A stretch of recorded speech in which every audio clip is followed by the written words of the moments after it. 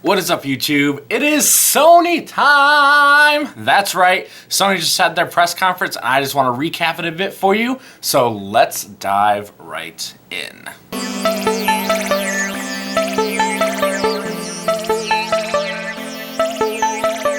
So the first thing that Sony does is that they dive right into God of War. So the opening up, first thing you have is actually a live demo of God of War. Someone is actually playing God of War for us, and my goodness, it looks beautiful. This is a game that we've been waiting a little bit on. I'm really anticipating, and I can't really wait to see what actually comes of it, but it doesn't have a release date or anything yet, and I really thought this would be the game that would be this fall, that would carry through the fall, being something so strong and amazing game. So they don't have a release date for it, but still, very good looking game. Can't wait to play it. Actually got me excited to play a God of War game again, so that's pretty awesome.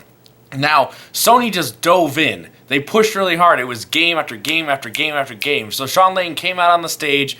He gives a little spiel, talks a little bit, gives a normal speech, and then boom, out we go, and we hop right into Sony Ben's game, which is Days Gone. This game looks pretty interesting, but again, a dystopian future from Sony, I don't know, it just seems like we already have that with The Last of Us. It's very obvious that Ben has been talking to them, so it's a good-looking game, fantastic. They hit us with the trailer right now, but they actually closed the show with a live demo of Days Gone. So it looks good. It's an interesting looking game. Nice to see what Ben has been working on, but honestly, I would have liked to have seen something in a completely different direction with Sony. A dystopian future has been done, and so I'm a little nervous about what this game will do to stand out from The Last of Us. So we'll see how that goes in the future. Again, they went back to back with games, so then I'm going to do the same thing. So then they hopped in The Last Guardian. This is the only game in the entire show that actually got a full real release date. It is October 28th, 2016. Awesome. Great for you guys who have been waiting for this game for over 10 years. It's coming. It looks great. Honestly, it's a cool art style. I'm very excited to see how it does. Doesn't look like the game for me, but honestly, I would be very excited about where this game ends up. Then they hop right into Horizon, and I was so excited. I literally texted Kyle and said, "Oh my gosh, gameplay demo," and this was an amazing gameplay demo. You're probably watching it right now. Hopefully I can extract it so you guys can actually watch it. This is an amazing demo. Really shows all the different ways that Aloy can use her stuff. It's just an amazing system, an amazing setup. I actually am looking very forward to this game because it shows that there's regular machines, corrupted machines, and then she's in the middle of taking down an ancient machine. So you're not going to see the whole trailer here, but you can go watch that whole trailer. It's amazing. Really enjoyed it. I hope that you guys do too. They then hop right into Detroit. This is Quantic Dream's new game, and they hop right into an android walking into a room. A woman who has her child in a hostage situation sees the android walk in and say, "Why are you sending an android in there?" And come to find out that her child is being held hostage by an android, and it reveals that we can actually make thousands of choices. It looks like, no, probably not that many, but you actually write your story. You have to do all the work. You have to make all the right choices to have the right ending. And to me, that's really interesting, and I'm very interested in that. So we'll see how that actually turns out, but what a great start. What a great look for that. I'm actually very interested in seeing what they have to go on. They hopped right into the Sony PlayStation VR. The first thing they show is Kitchen. They go through the whole thing. Honestly, I was not very enthused by this trailer at all, but then they pop up and at the end it's Resident Evil. Yes, it is a new Resident Evil. They actually came over and got it. It's all set and ready to go. So it looks like this is going to be Resident Evil 7. Maybe we'll have something really good going on. I don't know. This actually looks like it's getting back to its roots, which is what fans really want, especially after 5. They're just 5 and 6. They're just looking for something that gets back to the original Resident Evil idea. So looks like they're trying to do that with this VR title. The good news is that you can play it in VR or you can play it not in VR, which I think is awesome. The other great thing about it is that you can actually go play the demo tonight. Well, now, today, I'm sure you're watching this video, so go get it, go play it, that's pretty awesome. That's when Sean Layton comes to the stage and actually talks about VR and talks about the importance of it. And so the next couple of games are actually going to be available on VR, but they're also going to be available not on VR for us normal people who just want to play without VR. So let's dive right into those. The first title is actually called Impulse Gear, and this game actually looks really great. No release date, no anything, but it's actually like a shooter that looks like some sort of exploration. You come to alien planets that haven't been discovered, and you actually are discovering things, and you see that there's like a machine that's like scanning the planet. It's really amazing. I'm actually really interested in what this game is going to be. However, I don't want to wait forever for it. I was actually looking forward to it, actually them saying it coming out this year, and no such thing. So I greatly anticipate that game. I'm very excited. They then topped in that there will be a PSVR exclusive mission in Battlefront. That's it. Looks cool. You're flying an X-Wing, it looks like. Awesome. I mean, it's great, but also at the same time, I would like a standalone shooter and flying Star Wars game. It's kind of what I want. But I'm a weirdo, so there you go. Then they came into Batman Arkham VR. This is interesting look. It's not actually coming out this year. It's going to come out a while from now, and I had no solid release date, just a year, and I don't know. I'm not as keen and excited about that one, but I guess it would be fun to play from Batman's point of view, so see how that looks. The room erupted the moment that Final Fantasy came up on the screen, and to be fair, this game looks absolutely fantastic. It looks like it's worth the wait. I'm actually interested in playing Final Fantasy, so the fact that they're doing that and they're showing off this gameplay and it's making me excited shows that a lot of people probably are excited too. So, I don't know, looks like this could be something really, really great. So, I'm sure that all you fans out there are really excited for it as well. So, they showed a VR, they showed non-VR. It actually looks like a really, really good game, and I hope that it stands up to what people want from it. And now I'm having expectations, so we'll see where it goes. They then showed off Call of Duty. Now, they talked about Infinite Warfare first. They didn't say what it was, but they did a bunch of shooters. It's a shooter in space. Looks like it has some sort of grappling hook. Jeez, man, like they can't talk to each other. Like for Titanfall, every single time they come out with something like Call of Duty has to copy it, but whatever. So they have a grappling hook for space to get around, but no one knew that this was Call of Duty. So in the comments of both the streams that I was watching, all you see is RIP Call of Duty, end of Call of Duty, whatever. Turns out to be Call of Duty Infinite Warfare. Now, this game looks really, really great. In terms of just graphics and how it runs and everything like that. Hopefully this has a great story mission. It looks like they're trying to focus on story, because then they just hopped right into Call of Duty 4 and talked about the remaster and the fact that it's coming too. You will also be able to play Call of Duty 4 30 days earlier than everybody else. So I guess that's pretty cool to be a PlayStation gamer.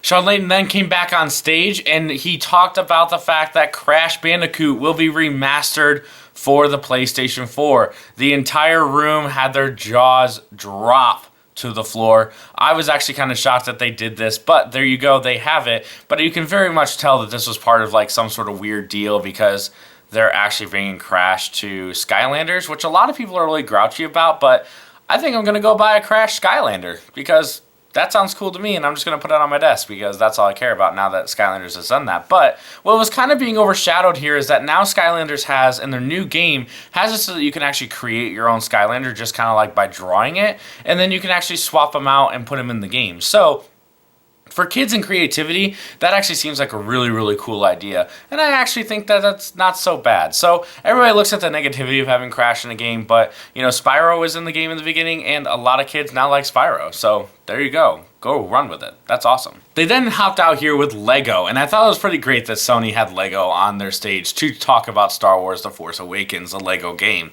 The demo is available right now. Go play it. Go. And the game comes out in 2 weeks. 2 weeks! All you Star Wars fans that just can't get enough. You just can't get enough of The Force Awakens. Now have another way to play. And you know what? It's quirky. It's funny. That's what Legos does.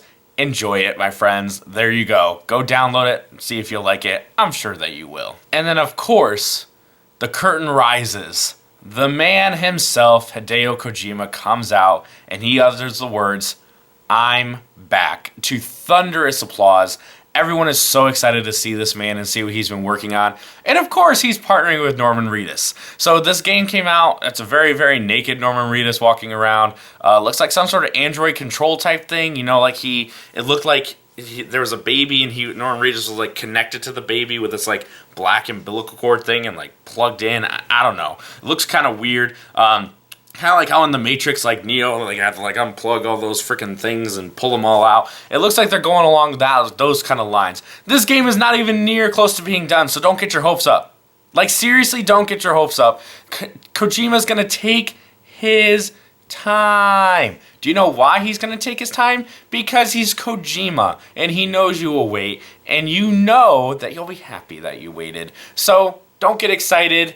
Don't just know that the man is there, the man is working, and the man is excited, and that this trailer looks pretty dope. Like it looks really, really good. It looks clean, you know, as a typical Kojima game would.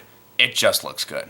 And probably the best part about it is that they gave us a name. It's called Death Stranding, which is interesting because I read it like 12 times trying to say Death Standing, and it's Death Stranding. So we'll see if that title changes or not. Hopefully it doesn't. Hopefully we can just start calling it what it is. But hey, at least the man, the myth, and the legend, Hideo Kojima, is back. And he's working with Norman Reedus, so you know that this partnership has been made. And you know what, Kojima?